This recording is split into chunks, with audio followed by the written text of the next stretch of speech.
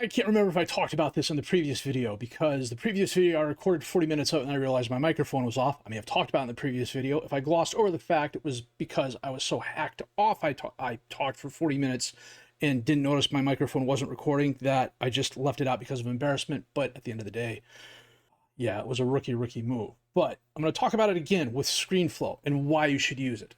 This is a Caribbean Cup. Unless you're at a huge club, you are never scouting the Caribbean. Never. There's just not a lot of good countries there. There's not a lot of good clubs there that meet what I would consider my threshold for scouting. And we can look at that here later if you want, or I can bring it up in the comments down below. The countries just aren't big enough. The reputations just aren't big enough.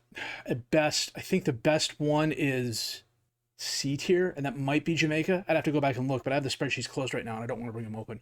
But this is why you use ScreenFlow, because you get results back. The Caribbean Cup being hosted by Jamaica.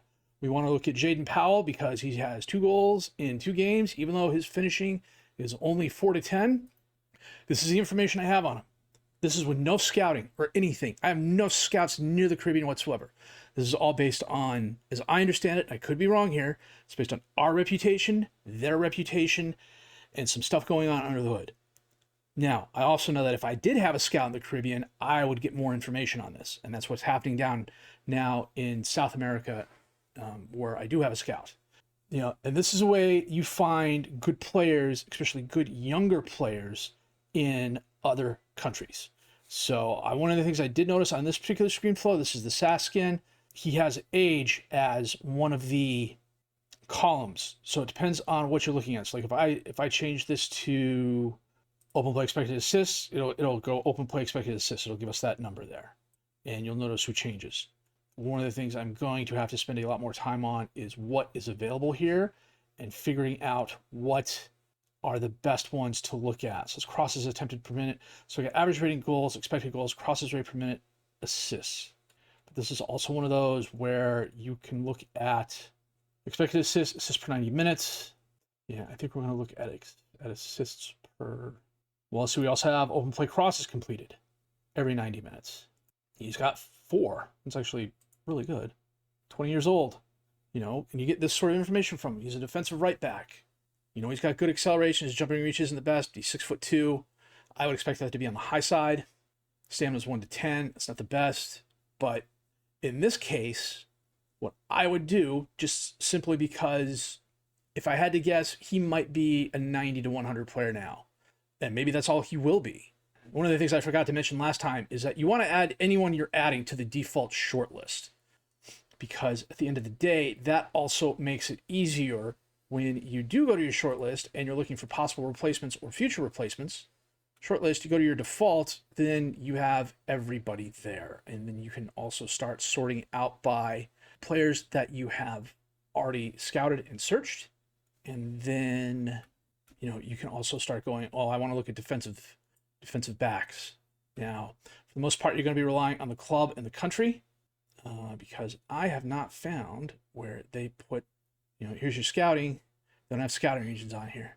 I don't know what RF matches is. Anyone know what RF matches are? Current focuses. I have no idea what current focuses is either. Well, let me get a little info button on it. Current focus is none. Yeah, we'll remove that. So one of the other things you can also do to find players, at least through this shortcut, is you can see Paulo Callejon, who is a defensive back from Club Nacional, which is a very good club. He's got some interesting numbers on him: 14 marking, 14 tackling, 13 positioning, 14 determination, 13 decision making. He's not the best physically, but he's 17 years old. He's capped at the under 19 level. This is when you click on the under 19 here, it takes you to the Uruguay under 19 squads.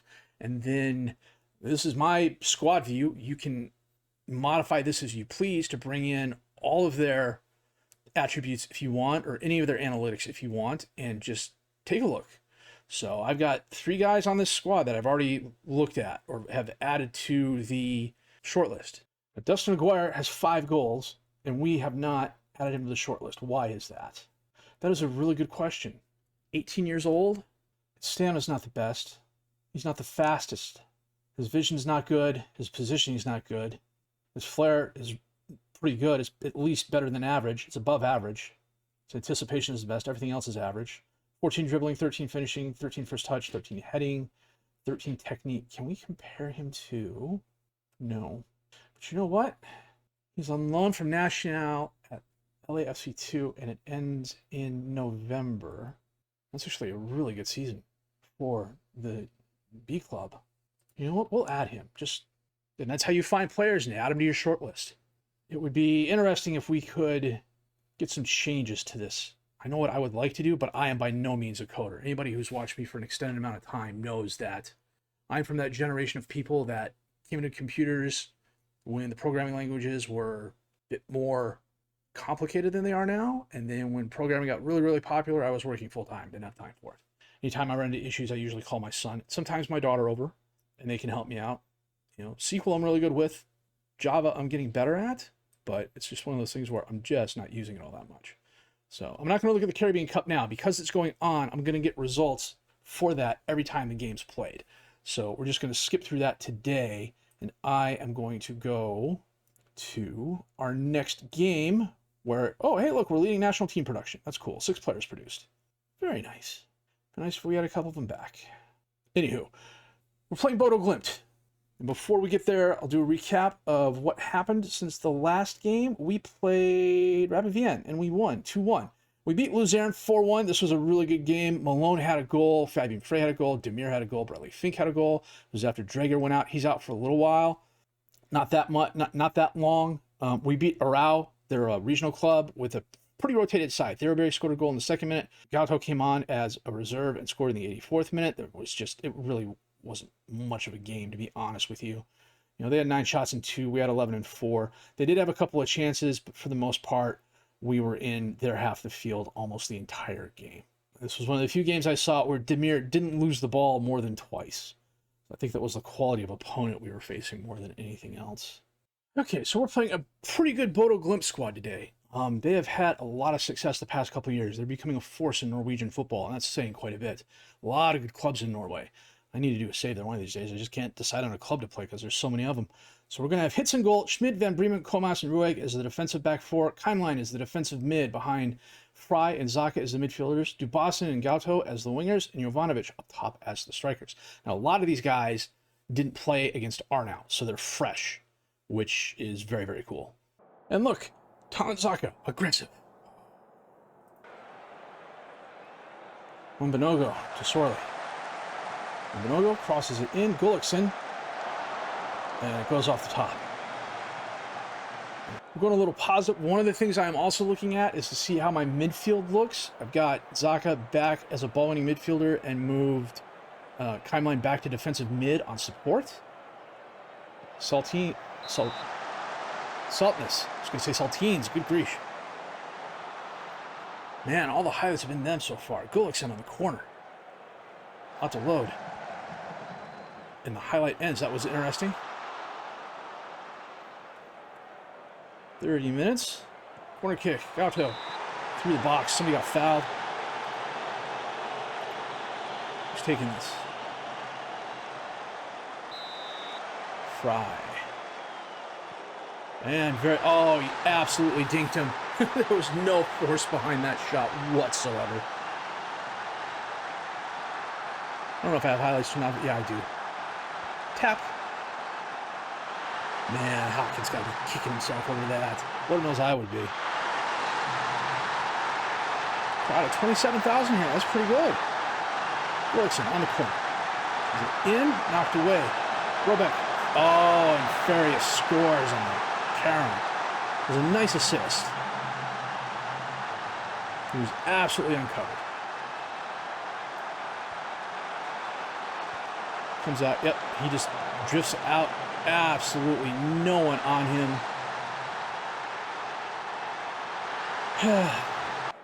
Hits can only do so much. Let's get one right before the half. Ruel to Zaka. Back to Ruel. Zaka crosses it. Boston's there. Out to Fry. Just wide left. Fry a little bit too hasty on the ball there, I think. It looks like, well, maybe not. I was going to say, looks like we're going to go in the half. I shouldn't say anything too loud now because Bodo has the ball. Bjorken, back to Haken. Halken? Now, one of the good bifocals, too. Mo, up to Saltness. Bjorken, back to Mo. Are they just playing for time? Grunbeck, Saltness. Gullikson cuts it inside. Crosses the field, tries setting it up. Sorley's there and he scores. They're saying he's offsides. Okay, I didn't see the guy with his flag raised. Dodged a little bullet there. 2 goals within 3 minutes of each other. We go in 1-1. I'm liking our shape so far. I think Zaka could probably come out a little bit more to the right. We'll see if we can fix that at the 60-minute mark here. Quiet second half so far. I gotta reverse this. Corner kick. Gauto. Sends it in. Knocked away. Gauto gets the carom. Puts it up. Tries crossing it in. Goes off a Bodo player for another corner. With the ball in the box. Gauto sends it in. And Hawkins snatches it out of the air. We're going to make our subs now. Okay, to Boston, we're going to bring on Cade for him. Saka's not having the best game, so we're going to bring on Viega. And I think what we're going to do is take a look at his instructions here. Tackle harder. We're going to ask him to stay a little wider. Anyone else not having the best game? Finn Breeman's on a 6-6. We bring in Barisic? Now, we'll give it a few more minutes and see how Breeman does. Halkin. Farias. Clem. Out to Sorley. Sorley cuts it inside, almost runs over his own player. Sorley, Pellegrino got between the 2 defenders. It was nice. We have to go to the attacking. Demand more.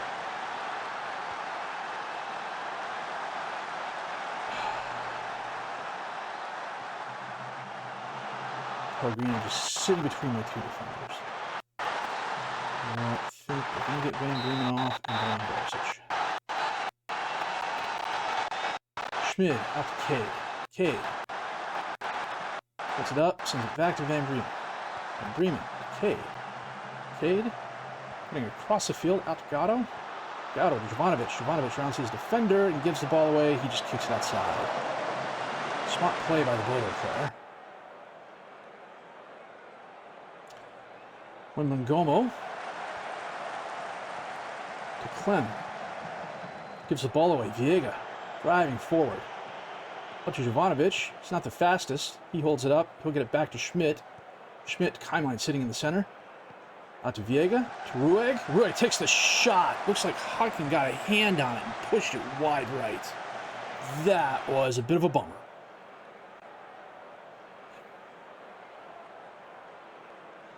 I do believe we are going to lose to Bodo. Despite being better statistically. Across the board. 11 shots, 3 on target, 2.11 XG, only 4 off target, 2 clear-cut chances, decent possession advantage, bunch of corners, bunch of fouls. That was highly annoying. Bodo's a good squad. Cowan Maribor lost. Okay. We got a tough group. They're all good squads. I don't know if I'd call it a disappointing collapse, but okay. At least on paper we should have been better, but sometimes numbers don't always tell the truth. I am making one transfer move right now, and that's Lucas Rodriguez from Juventud, and that is a second division Chilean team, I believe. Yeah, because there's Albion. Rules, regular season, world table. Yeah, they're a second division club. So Albion's actually an interesting team too. They've got a really good youth setup. Albion was actually a team I looked at playing last year. That's a tangent, though. So, back to Mr. Rodriguez. This is what he looks like. And granted, some of his attributes aren't filled in all the way, but I think you'll understand why when you see. His contract was coming up, and I made a move for him. Because at 19 years old, he's already got really good physicals. He's above average in most of them, and the ones he's not, he's close to average in. His mentals, especially for his position, are really good. 15 aggression, 12 decision making, 16 determination, 13 positioning. His off the ball could be a little bit better. His bravery might, bravery in 9 isn't bad. It's not horrible. It's not bad. It's average. His anticipation could be a little bit better. His crossing 10 to 13, that's already pretty decent. 13 heading, 14 marking, 14 tackling, and he can only get better. 6 foot, 163 pounds, very strong right foot, no player traits yet. When we get him in and get him trained and start him training, that's when we'll start working on the usual player traits. When you get in a youngster, even youngsters on your own squad, unless they are already technically better, mentally better, physically better than anyone else, they would be, unless they're technically better, mentally better, or physically better than a lot of the other players they would be playing against at your current level of football, or if you loan them out, you don't want to do player traits until they're probably about 18. My usual path is 16, 17, they're on the youth squads. Unless I have a really good youth affiliate that I know will play them full time, which I don't here. I'm still trying to figure out what to do with my affiliates. And then 18, 19, unless you can get them on the first team, you loan them out, preferably to a trusted affiliate, which I don't have here, which means they'll go into the loan pool, which means they'll go into the loan farm. I could probably find some decent clubs there, maybe send them to some other Swiss clubs. I'd be okay with that. Probably about 2021, you want to keep track of them and how they improve. That's one of the things we're going to start doing starting in the spring. I'm going to break out the spreadsheet. I've got a screenshot now of all the youth players and their attributes. Bring in the new guys, take a screenshot in January, and then take a screenshot in June, and we'll see how much they've improved. And that's something you can also adapt for statistics as well. I'm debating that. I'm not a huge numbers guy in terms of I'm going to go out and look for guys, this guy has a 0.2% better passing rate. That doesn't really matter to me at the end of the day. It's not a money ball save. As though I am a fan of Moneyball, finding good players on the cheap, I'm not going to get that granular with that level of scouting. My granularity with scouting is screen flow and stuff like this. So he is going to be here in January, and I wish I could remember what we offered him. Contract details. Is this it? No. The other thing that happened is we are going to be turning around and loaning him out right away because he did not qualify for a work permit. I mentioned it at the beginning of the save. He has no caps and no goals for the international squads. If you go to the rules for the Super League, the only work permit rules are for foreign players. They have to be players with good potential or have played in an international fixture. The game doesn't think Rodriguez has good potential. And because he hasn't played in an international fixture yet, he's not going to qualify. Now, what I could hope for is between now and when he shows up, he will get an international cap, and then I can apply for the work permit. In January, when he shows up, I'll apply for the work permit again anyways.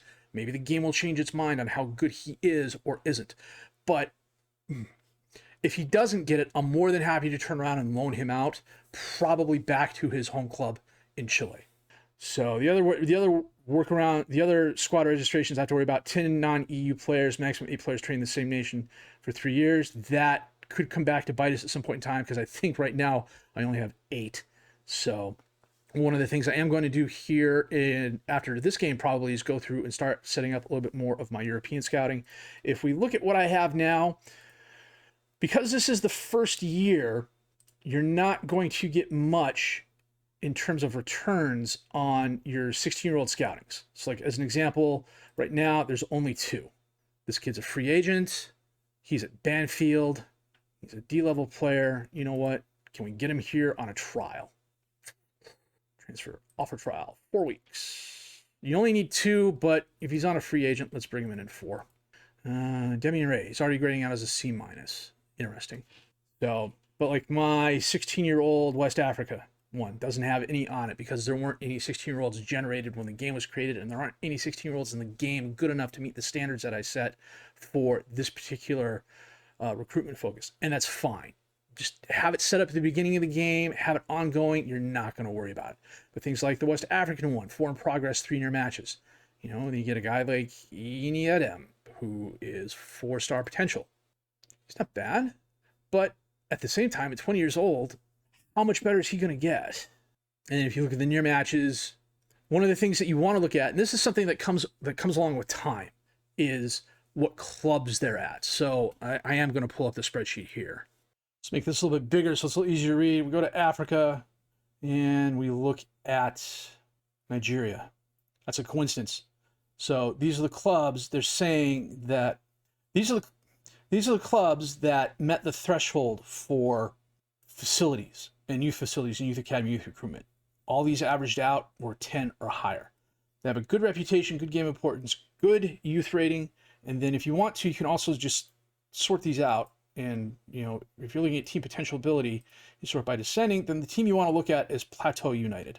So if I go here, and we're going to make this a little bit smaller. Well, look, Iteji Jimmy is at Plateau United. And as you look, 15 youth recruitment, 10 junior coaching, 9 training facilities, 7 youth facilities.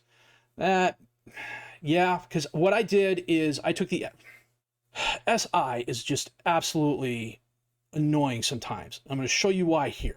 These are the classifications that SI uses when determining facilities and coaching levels and things like that. You will notice they are not consistent.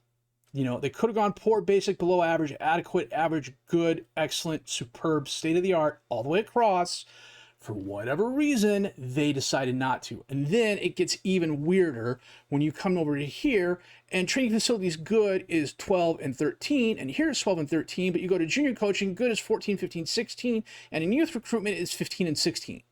And then like exceptional is the same as state-of-the-art, but we can't call it state-of-the-art. You can't call youth facilities exceptional or training facilities exceptional, you know. And so what I ended up doing on the spreadsheet over here, I don't have them on there. We are going to, on the big master spreadsheet I'm using, I literally went through and said, okay, the training facilities are adequate. Adequate is 9, 10, and 11. Or wait a minute, adequate. So what I did when I was building the master spreadsheet for this is I had columns for all of these. And it said training, adequate. Well, adequate here is 8 and 9. You add them both up, that's 17. You divide by 2, and that gives you 8.5. So that is the number for Plateau, 8.5. You facilities below average. You facilities here, 6 and 7. Why?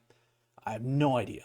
You know, fairly basic, can't be below average. It's 13, divide that, that's 6.5. What saves them is their adequate youth academy, in which case here it's 12 and 13 for 25, which is 12.5.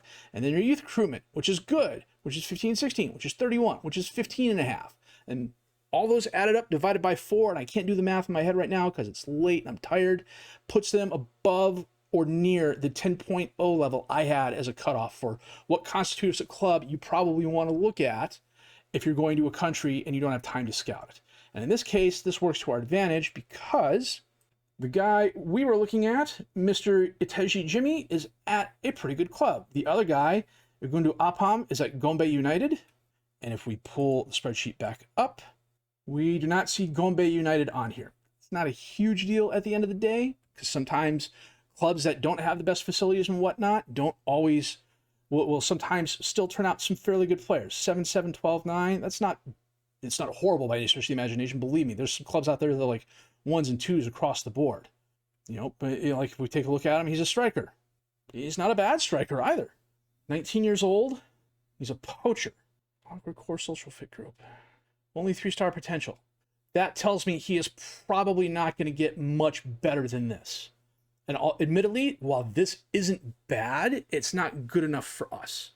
You know, for a lower league team somewhere, Bundesliga 3, League 2, maybe even League 1, you know, Championship National, he'd be a good player. For this, for us, probably not. So, but that's how you use ScreenFlow to your effect.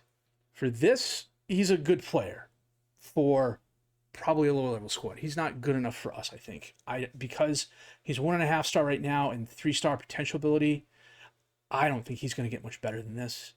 I would bet he's probably maybe a 95 to 100 player now. He might get to 115, 120. You know, and I think for the type of club we are, 120 would probably, you'd want to be a baseline, at least for a guy on the bench, or at least contributing. So, look at the 18-year-old South Americans. I've got 50 going on there. Some of them I've already scouted. Look at Polovic. But then, you know, this is also an example of me screwing up a scouting thing because when I set this one up, I set it to anywhere. And so this particular scout was running all over the place. And as a result, he was all over Central Europe. And he found some pretty good players. I will fully admit that. So part of me says I should delete this. The other part of me says no. And, you know, the other part of me came through and marked Luka Topolovic because I know who he is. I saw him on a couple of videos. His name's been bandied about a lot. I don't know that I'll make a move for him. 17 years old from Domzale. He's a very good young attacking midfielder. He's got a bright future ahead of him. I just marked him because, more of a reminder to myself, I probably shouldn't sign him because that's not the point of the save. If I'd found him through the screen flow or I'd found him through the normal scouting, then yes. But in this case, I didn't find him through the exact normal scouting because when you went and looked at my South America youth, instead of the 2 areas, it was anywhere. And that was a mistake on my part. So the other thing to look at here is a check against yourself as well in terms of how many players do you have showing up that, in my case, have the asterisks on them that your scout is finding that you're also finding through ScreenFlow. If you get a lot of those, then you know you're going in the right direction.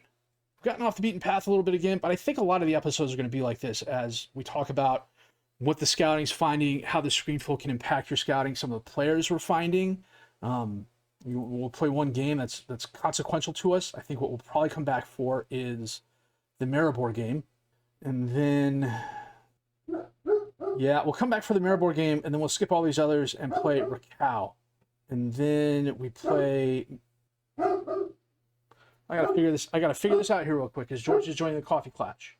We play Bodo Glimt here. We can play Raquel here. I don't want to skip a bunch of games to get Maribor there. So we may just end up playing Maribor twice.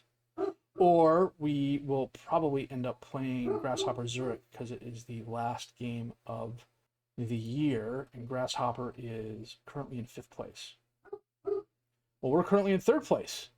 So we're doing really well. I'm really quite happy with how the guys are playing. So a disappointing game against Bodo. We probably should have drawn that at a minimum, if not won it altogether. So, as you can see, the ScreenFlow is finding some pretty good players. The scouts are finding some pretty good players. It's a matter of getting them all to work together. One of the things I also need to sit down and figure out is a naming convention for some of these players. I used a variety of others back in the day, but I think what I'm going to do is sort of what I've got going on here, where I have Lucas Loss. He's an A-, he's 5-star potential. And he is 16 years old. I would love to sign this kid because I think he's got a huge future in front of him. He's 16 years old. The club's not interested in talking to me about him. And even if they were, he doesn't want to sign a contract. How do I know? Because I already tried. So keep an eye on him. The nice thing is, as long as you have them on your shortlist as well, you will see them pop up in your news reports and some of your after game reports and things like that. So it's also a way to keep track of your players as well. At some point in time, probably 2 or 3 years down the road, we're going to have to go through and start culling the shortlist, get those players that aren't good enough anymore or that we're not going to sign out. But this is also one of those situations where you want a big pool of players to choose from. There's no harm in it. All it's taking up is space. And if you have a bigger pool of talent to choose from, chances are that you're going to find good talent there. You know, you have 1,000 defensive center backs in the pool. The odds of you pulling out or finding 10 or 12 that you really, really like are a lot better than if you have 10 guys you scouted and you have 1. It's just a matter of keeping it all under control, keeping track of what you're looking at, and remembering what you're doing. And that is going to be interesting as well because things have been iffy lately. So that said, if you have liked what you've seen and heard, please leave a like. Subscribe to the channel for more content, questions, criticisms, comments. Leave those down below. I will answer them as fast as I can. My name is FM24. I thank you very much for watching.